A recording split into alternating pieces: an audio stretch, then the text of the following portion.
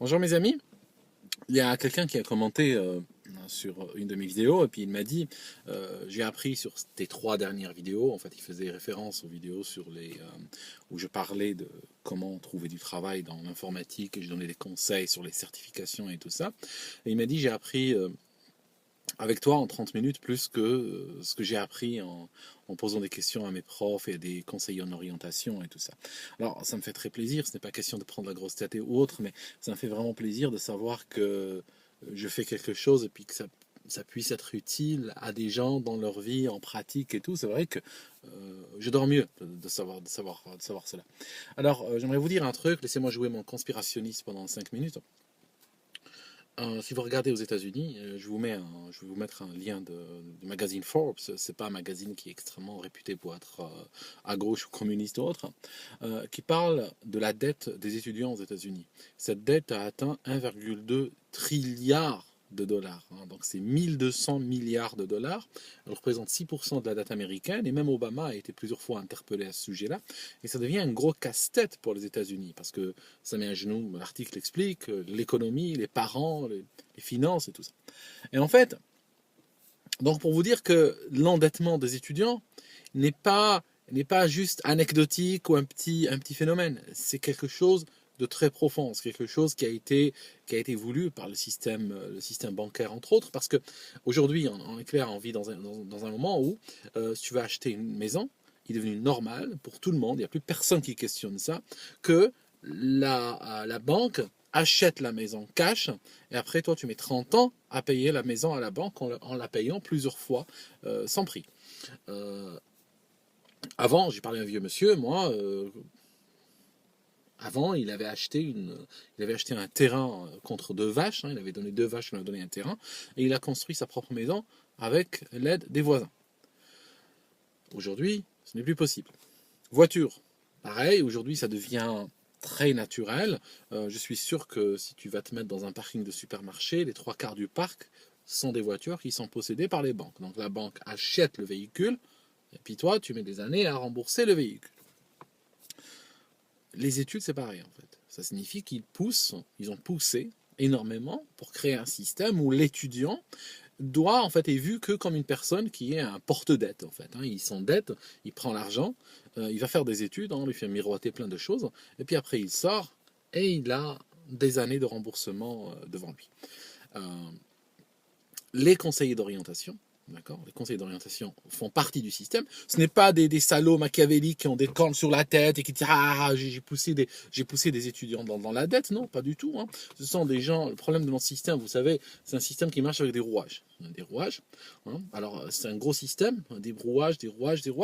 Et en fait, si on regarde du début à la fin, il va faire de grosses saloperies. Parfois, il va même commettre des crimes, etc.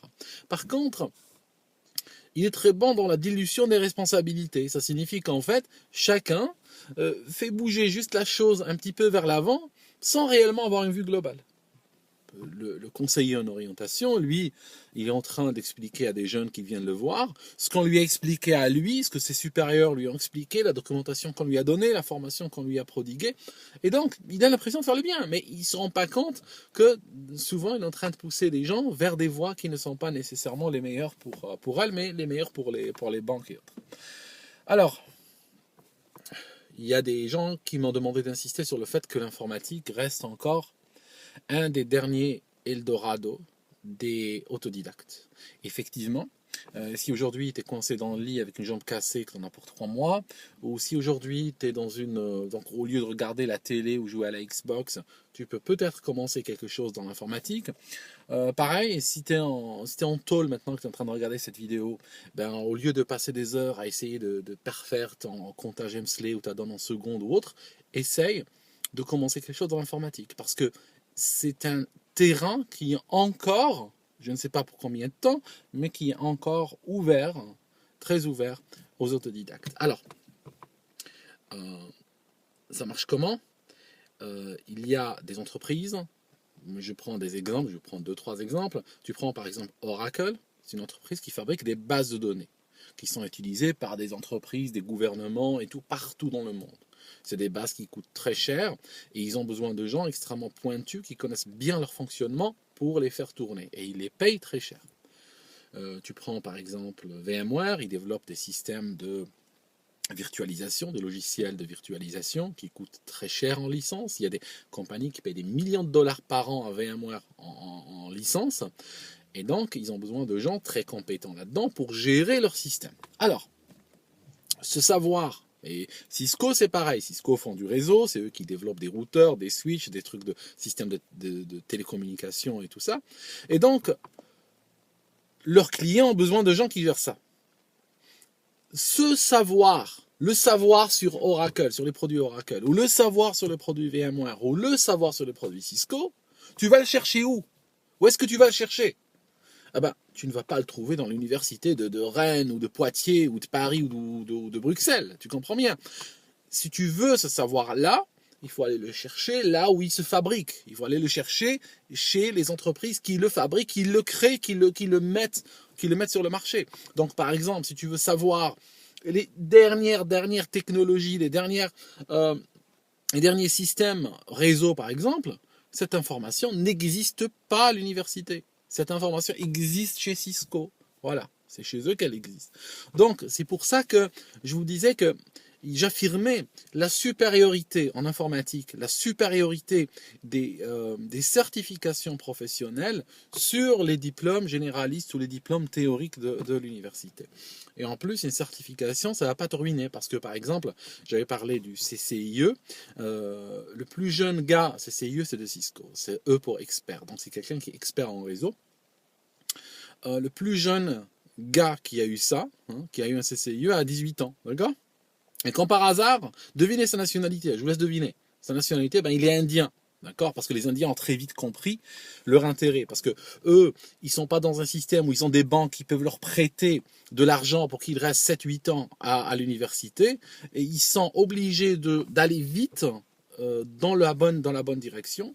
Qu'est-ce qu'ils font les jeunes passionnés d'informatique? Ils s'orientent vers des certifications professionnelles très lourdes. Alors qu'est-ce qu'ils font? Ils font par exemple du Cisco. Et le gars, 18 ans, il est CCIE. Ça signifie qu'à 19 ans, il a un salaire probablement supérieur à celui d'un médecin généraliste. Vous comprenez? Des gens peuvent me dire oui, c'est difficile de passer un CCIE, il y a un taux d'échec énorme aux examens et tout. Oui, c'est bien sûr, j'ai dit c'est très difficile, mais vous regardez en médecine la P1 ou la PCEM1, le taux d'échec, ça rigole pas non plus. Je veux dire, je vais vous dire un truc. Quand quelque chose est difficile, quand un savoir est difficile à acquérir, c'est une très bonne chose pour vous, c'est tout bénef. Parce que s'il était facile, tout le monde l'aurait eu, ce savoir-là. Et puis personne ne vous aurait payé parce que vous avez ce savoir. Il n'y a rien de particulier chez vous. Vous comprenez? Donc si le savoir est difficile, il y a de très fortes chances qu'il y ait des gens prêts à payer très cher pour que vous puissiez exercer votre savoir. Vous n'avez qu'à voir le salaire d'un neurochirurgien et ça vous donne une idée. En fait, c'est ça le point.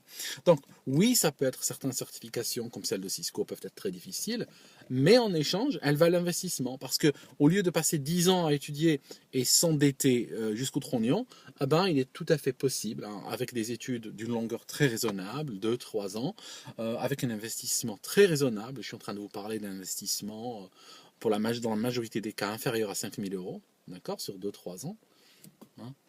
C'est moins que ce que paye un étudiant en une chambre universitaire sur un an, quoi. Je veux dire, c'est pas énorme. Donc voilà. Qu'est-ce que je voulais dire encore? Je voulais dire que quand vous partez sur le domaine des certifications, vous allez le trouver plein. D'accord? Il y a eu une explosion des certifications.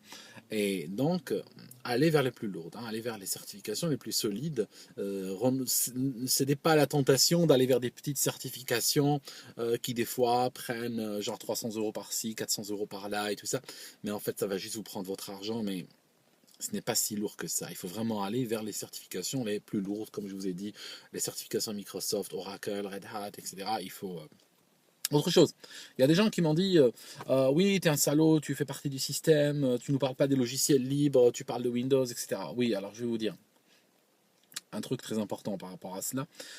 C'est pas que je suis un salaud, je travaille pour le système autre, mais il y a un truc que vous devez savoir, c'est que dans le domaine de l'entreprise, les grandes entreprises qui ont de l'argent, pourquoi je dis toujours les entreprises qui ont de l'argent? Parce que si vous cherchez du travail ben, il faut comprendre ce que font les entreprises qui ont de l'argent. Parce que c'est eux qui vont vous recruter. C'est pas un orphelinat qui va vous recruter.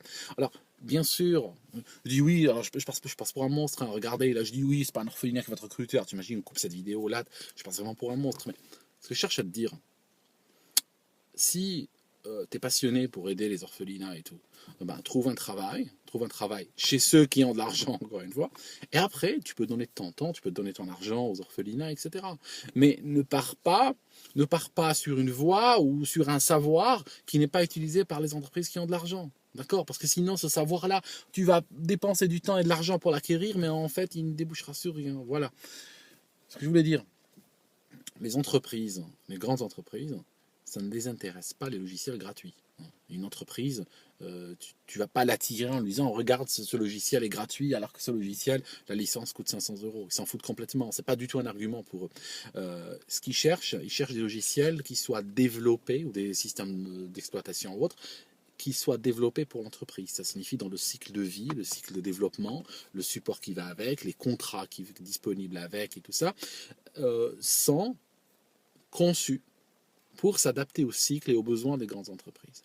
Donc, je te donne un exemple.